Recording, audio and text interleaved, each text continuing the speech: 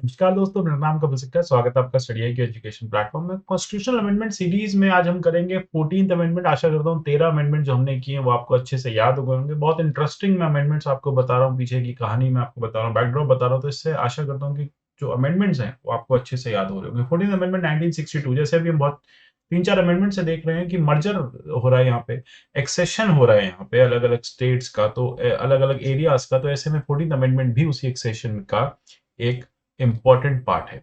जानेंगे एग्जैक्टली कि क्या किया गया था, उससे पहले ये देख लेते हैं राजस्थान जुडिशरी कोर्सेज हमारे पास अवेलेबल हैं। राजस्थान जुडिशरी के अलावा बाकी जुडिशियल कोर्सेज भी आप नीचे डिस्क्रिप्शन में दिए लिंक के थ्रू एक्सेस कर सकते हैं। मुझे आप कनेक्ट कर सकते हैं @कपिल लाइव पे।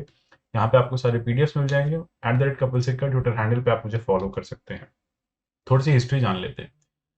फ्रांस, आपको पता है, जैसे एक फ्रेंच टेरिटरी भी भारत में रही है। फ्रांस ने भी भारत का कुछ हिस्सा काफी लंबे समय तक एक्सेस करके रखा था। ठीक है, तो फ्रेंच कॉलोनीज आपको भारत में मिल जाएंगी। तो प्रीडोमिनेंटली अगर मैं आपसे पूछूं फ्रेंच कॉलोनीज, तो आपको याद होगा चंद्रनगर, जो बहुत पहले ही इंडिया के साथ इंटीग्रेट हो गई थी। लेकिन कुछ ऐसी टेरिटरीज थी जो बची थी, कराईकल, माहे, यनम, पुडुचेरी, मतलब जो आज पुडुचेरी है, पहले पौंडीचेरी थी। तो ये कुछ एनक्लेव्स थे जो फ्रेंच के पास थे।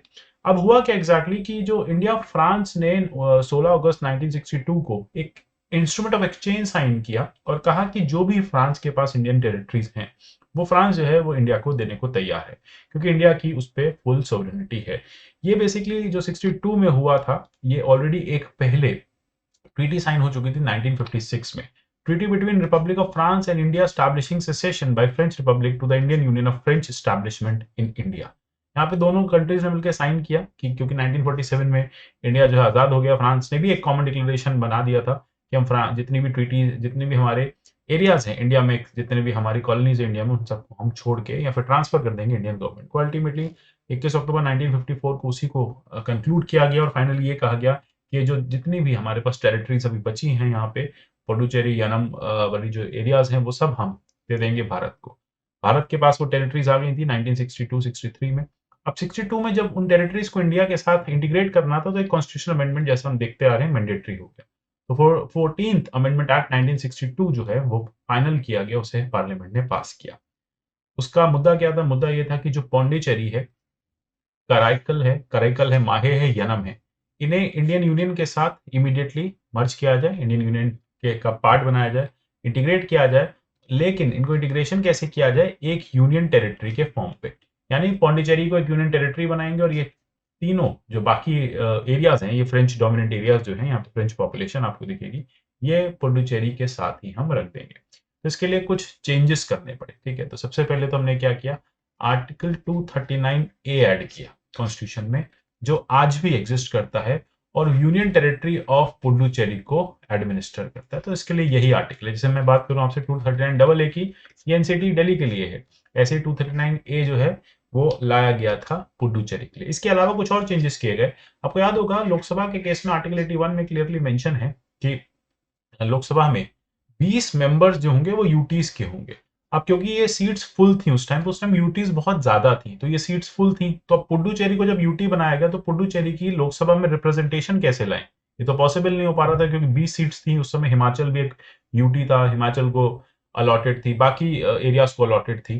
तो फिर ऐसे में यही माना गया कि ठीक है, 5 सीट्स यहाँ पे हम बढ़ा देते हैं, 25 सीट्स का प्रोविजन जो है लोकसभा में यूटीज के लिए कर दिया गया। इसे बाद में फिर से चेंज किया गया था। और जैसे कि आप आर्टिकल 81 देख पा रहे हैं, आज का आर्टिकल 81 है, तो कंफ्यूज नहीं होना, प्रेजेंट सिनेरियो यही है। प्रेजेंट सिनेरियो क्या है? 535 members to be chosen directly, आप डायरेक्ट इलेक्शन से भेजते हैं, एंड रेस्ट 20 मेंबर्स जो हैं, यानी 55 की अगर मैं बात करें, तो यहाँ पे जो बाकी 20 मेंबर्स हैं वो कैसे भेजे जाएंगे?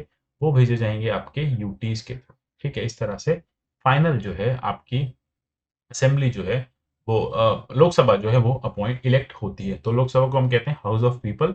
तो इसमें कि 535 तो डायरेक्ट इलेक्शन से आएंगे स्टेट से। ठीक है, यहाँ पे स्टेट्स के डायरेक्ट इलेक्शन से आएंगे, territorial constituencies in the state, and rest 20 members जो हैं आपके वो आएंगे यूटी से। ठीक है, तो ये भी प्रेजेंट सिनेरियो है।